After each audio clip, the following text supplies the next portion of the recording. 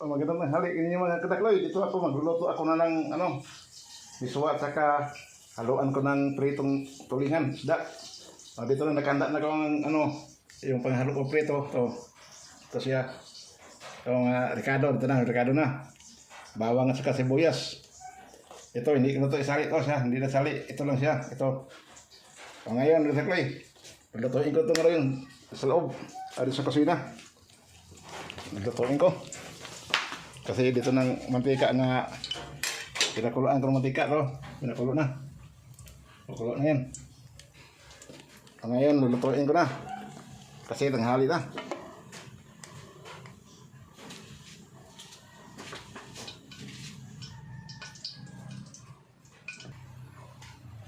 Ito karala mga karkado. Saka pinatong isda. Ito siya. Yan. Ito ang ito pinakulo mantika ito. Ilagay ko na itong bawang muna. Bawang.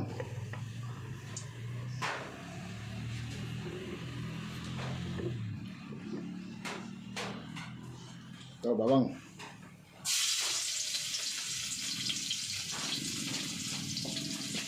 Paglagay kong bawang, isunod sibuyas. Ang isunod, itong sibuyas naman.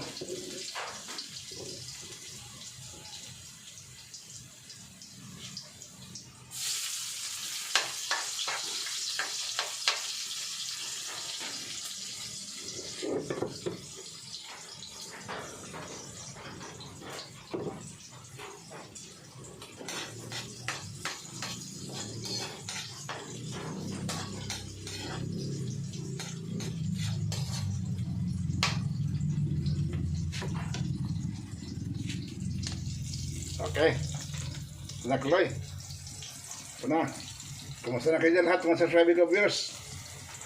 Dito, may bagong menu naman ako. Luto ako ng biswa at saka sobak pritong isda. Ito naman ang pang-ulam sa pananghalian namin. Siya, yung kanon namin, tapos na. So, pwede na itong papatayin to. Kasi luto ng kanon.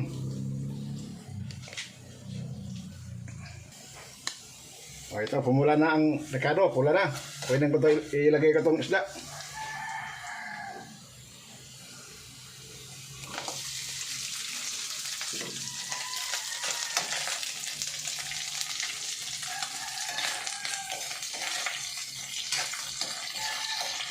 Ito lang kasimple kadaklo yung pang-ulam na sa pananghalian. Tipid-tipid to kasi ang 1 kilong isda, 3 beses makakainin namin yun. Ang 1 kilo. Tapos, ang miswa, 9 pesos lang ang isang balot. Miswa. Kaya nga, mas matipid ito sa bulsa. Ito ang miswa. Ayan. Ito siya. Miswa, 9 pesos lang to. Ito. Kaya nga, malaking tipid ito kadaloy kasi magkarne-karne ka, high blood pang abutin, saka mahal pa ang karne. Ito, libre na pananghalian na ulam. Hanggang mamayang hapon pa itong ulam namin. Ang itakloy, lagyan mo ng sabaw. Ito.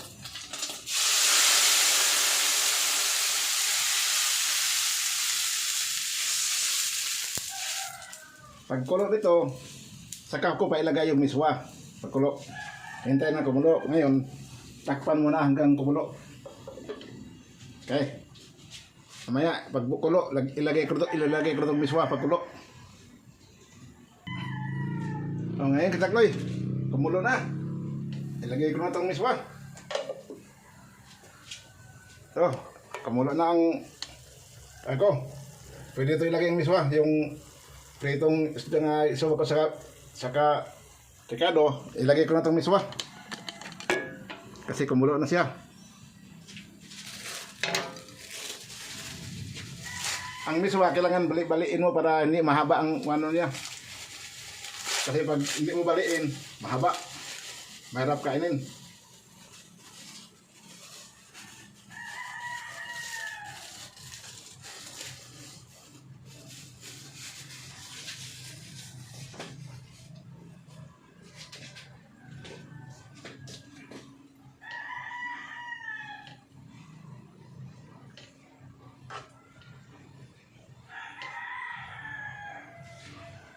Saka lagyan ng bitsin. Ito siya.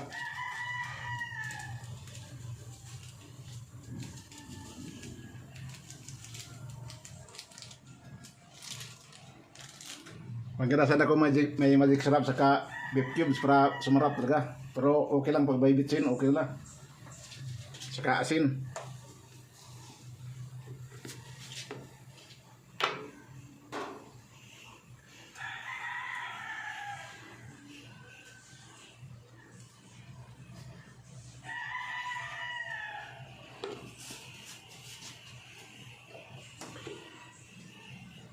O, kailangan ng hukay-hukay konti. Hukay-hukay muna natin. Okay, libre ng pananghalian, oh. Ulam na. Ito ang malaking tipid. Magaan sa bulsa. Kasi ang mga bilihin ngayon mahal na. Kaya kailangan magtipid tayo. Oh, wala nang problema. May ulam na ko pananghalian. Pag-sit out ko sa Agos ng Dilsaw, si Itiloy ko sa kaya Bailoy ko. Saka-sit out ko sa Agosan, si Nidomi Madraso, saka si Manang Ani Madraso, saka si Eugene Madraso, saka si Loloy Madraso, saka si Jismir Madraso, kasama ng mga asawa nila at sa anak. Pag-sit out ko si Dong Lando, saka si Ronaldin Ligo, at Chavez, sit out. Dito ako, nagluluto ako ngayon. Pag-sit out ko rin si Saril Santanis sa Kadun Santanis sa Baybay City Liti. Kasama ng mga anak nila. Dito ko nagluto ko ng miswa ang halo. Piritong isda nga tulingan. Okay. So, kailangan tikman ko ito ang ganung lasa.